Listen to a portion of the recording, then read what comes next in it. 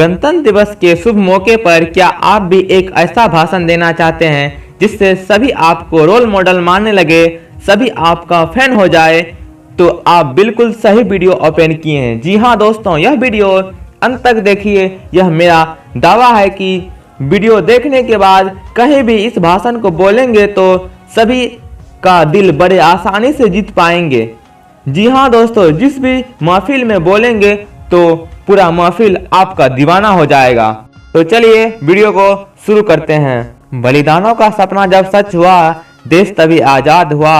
आज सलाम करें उन वीरों को जिनकी शहादत से यह भारत गणतंत्र हुआ, जिनकी शहादत से यह भारत गणतंत्र हुआ। सरलता, सज्जनता, विद्वानता के प्रतिमूर्ति माननीय मुख्य अतिथि महोदय, परम श्रद्धेय आदरणीय प्राचार्य महोदय, विद्वान शिक्षक, विदुषी शिक्षिकागण और मेरे सभी प्रिय मित्र, आप सबको मेरा नमस्कार। मैं डैश और कक्षा डैश, यहाँ पर अपना नाम और कक्षा का बोलना है, का छात्र हूँ। मुझे यह बताते हुए बहुत खुशी हो रही है कि इस बार भारत अपना 73वां गणतंत्र दिवस मना रहा है। भारतीय नागरिकों के लिए बहुत ही खास दिन है और आप सभी को गणतंत्र दिवस की बहुत बहुत शुभकामनाएं। हम 26 जनवरी 1950 से हर साल गणतंत्र दिवस मनाते हैं क्योंकि इस दिन हम अंग्रेज़ों की गुलामी समाप्ति होने के बाद ही गणतंत्र होने का दर्जा प्राप्त हुआ था। 26 जनवरी 1950 को हमारा देश एक प्रजातांत्रिक गणतंत्र देश बना था। इस दिन भारत को गणतंत्र देश के रूप में घोषित किया गया था और साथ ही साथ भारत का संविधान लंबे संघर्ष के बाद भारत में लागू हुआ था। 15 अगस्त 1947 को भारत को आज़ादी मिली और 2.5 साल बाद 26 जनवरी 1950 को भारत डेमोक्रेटिक रिपब्लिक बना। भारत में गणतंत्र दिवस का इतिहास में बहुत ही महत्वपूर्ण है क्योंकि यह भारतीय स्वतंत्रता सेनानियों के बड़े संघर्ष के बाद हमें अंग्रेजी हुकूमत से आज़ादी मिली और हमारा संविधान बना। भारत देश का जो संविधान है वो हर भारतवासी का अभिमान है।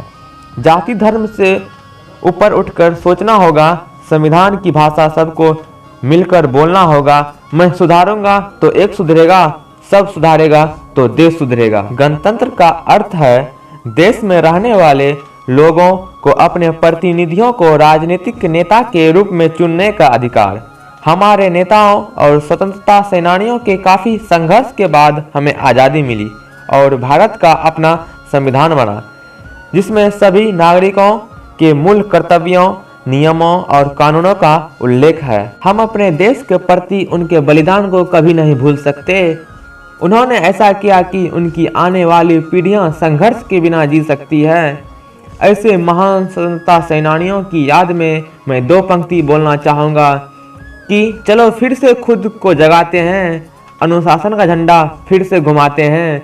सुनहरा रंग है गणतंत्र का शहीदों के लहू से, ऐसे शहीदों को हम सब सर झुकाते हैं, ऐसे शहीदों को हम सब सर झुकाते हैं। चलो फिर से आज वो नज़ारा याद कर लें, शहीदों के दिलों में थी जो वो ज्वाला याद कर लें, जिसमें बहकर आज़ादी पहुंची थी किनारे पे। देशभक्त के खून की वो धारा याद कर लें, देशभक्त के खून की वो धारा याद कर लें। यह सिर्फ उनके कारण संभव हो पाया है कि हम अपने राष्ट्र में स्वतंत्र रूप से रह सकते हैं। भारत में विविधता में एक दिखाने के लिए विभिन्न राज्यों द्वारा भारतीय संस्कृति और परंपरा देते हैं। परंपरा का एक बड़ा प्रदर्शन भी किया जाता है। इंडिया गेट पर भारत के राष्ट्रपति वीरों को पुरस्कार देते हैं। विदेश से आए मुख्य अतिथि भी गणतंत्र दिवस समारोह में शामिल होते हैं। अंत में भारतीय ध्वज तिरंगा फहराया जाता है और राष्ट्रगान भी गाया जाता है। इसके बावजूद भारतीय गणतंत्र के समक्ष बहुत सी चुनौतियां मुंह फैलाए आज हमारे सामने खड़ी है। भ्रष्टाचार, देश में आज़ादी के बाद से ही भ्रष्टाचार लगातार बढ़ रहा है। स्थिति बेहद निराशाजनक होती जा रही है। जनता मूलभूत सुविधाओं से वंचित है। अधिकांश नेता, मंत्री, सरकारी अफसर, कर्मचारी जिनके पास जिम्मेदारियां हैं वे अपना ईमानदारी से निर्वाह नहीं कर रहे हैं। हर कोई गलत तरीके से पैसे कमाने को ललायत हैं। जनता की सेवा से जुड़े राजनीति के क्षेत्र में अपराधियों और भ्रष्ट लोगों का जमावड़ा है। अपराधियों और भ्रष्ट नेताओं से ना देश और समाज का कभी भला हुआ है और ना ही होगा। सांप्रदायिकता।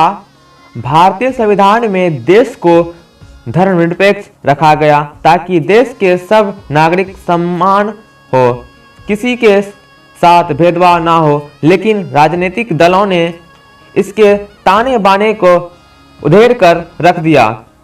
राजनीतिक दल सत्ता के लालच में समाज को धर्म और जातियों में बांटने की नीति चलाते हैं, जिसके चलते विभिन्न धर्मों और जातियों के बीच मनमुटाव बढ़ रहा है, जो देश की एकता और अखंडता के लिए खतरा है। खराब स्वास्थ्य सेवा। तेजी अपने पैर पसारती कोरोना महामारी के कारण लाखों लोग असमय काल के गाल में समा गए। रोटी, कपड़ा, मकान, स्वास्थ्य, शिक्षा जैसे विषयों की सरकारों द्वारा अनदेखी का नतीजा यह है कि मरीजों के लिए अस्पताल में बेड तक नहीं है। ऑक्सीजन की कमी के चलते लोग दम तोड़ रहे हैं। लोगों को समुचित इलाज तक नहीं मिल पा रहा। लोगों का स्वास्थ्य ढांचा चरमरा गया है। लोकतंत्र की आत्मा जनता राम भरोसे है। बेरोजगारी, गरीबी, अशिक्षा, आतंकवाद, नक्सलवाद, राजनीति का अपराधीकरण, निर्माण क्षेत्र की अनदेखी, किसानों को फसलों का उचित मूल्य न मिलना, ऐसी बहुत सी समस्याएं हैं जो हमारे आसपास नजर आ जाएगी। समस्याओं का समाधान करने की दिशा में शासन प्रशासन तंत्र नाकाम रहा है। हमें हर वर्ष स्वतंत्रता दिवस और गणतंत्र दिवस पर भाषण सुनने को मिलता है। उनमें देश की समस्याओं का जिक्र होता है और गौर करेंगे तो पता चलेगा कि ये समस्याएं आज की नहीं, ये कई दशकों से देश में मौजूद है। और स्वतंत्रता दिवस और गणतंत्र दिवस पर दिए जाने वाले भाषणों, निबंधों में इनका जिक्र होता रहा है, पर समाधान अब तक नहीं हो सका है। नेता, मंत्री, अफसरों के द्वारा गणतंत्र दिवस पर भाषण दिए जाते हैं, पर जब देश, समाज और जनता के कल्याण के काम करने की बात आती है तो सब नाकाम नजर आते हैं। आलम यह है कि एक पार्टी कई वर्षों तक सत्ता में रहने के बाद जब सरकारें बदलती है तो पता लगता है कि देश, प्रदेश, समाज, पंचायत का विकास तो नहीं हुआ, पर उनके प्रतिनिधियों की संपत्ति में जरूर कई गुना वृद्धि हो चुकी होती है। देश की समस्याओं को दूर करने के लिए वर्तमान व्यवस्था में व्यापक बदलाव की जरूरत होगी। भ्रष्टाचार हर समस्या की एकमात्र जड़ है। इसको अगर खत्म कर दिया जाए तो धीरे धीरे बाकी सब समस्याएं कम होने लगेंगी। देश की राजनीति व्यवस्था में भी सुधार की भारी जरूरत है। इसके लिए राजनीतिक दलों को अपनी कार्यशैली बदलनी होगी और कर्मठ और ईमानदार लोगों की राजनीति में आगे बढ़ना होगा। लोकतंत्र के सभी स्तंभों, विधायिका, कार्यपालिका और न्यायपालिका को अपनी भूमिका को अच्छे से निर्वहन करना होगा। इसके अलावा चौथा स्तंभ माने जाने वाले प्रेस को भी अपनी भूमिका ईमानदारी से निभानी होगी।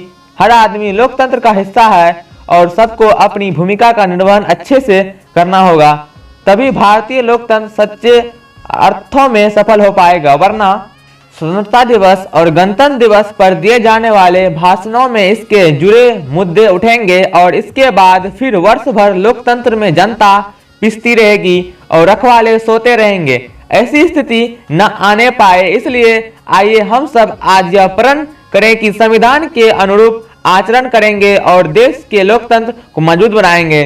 अंत में मैं आप लोगों को एक शायरी सुना के अपने भाषण को समाप्त करूंगा। मुझे ना तन चाहिए ना धन चाहिए, बस अमन से भरा यह वतन चाहिए। जब तक जिंदा रहूं इस मातृभूमि के लिए और जब मरूं तो तिरंगे का कफन चाहिए, तिरंगे का कफन चाहिए। जय हिंद, जय भारत।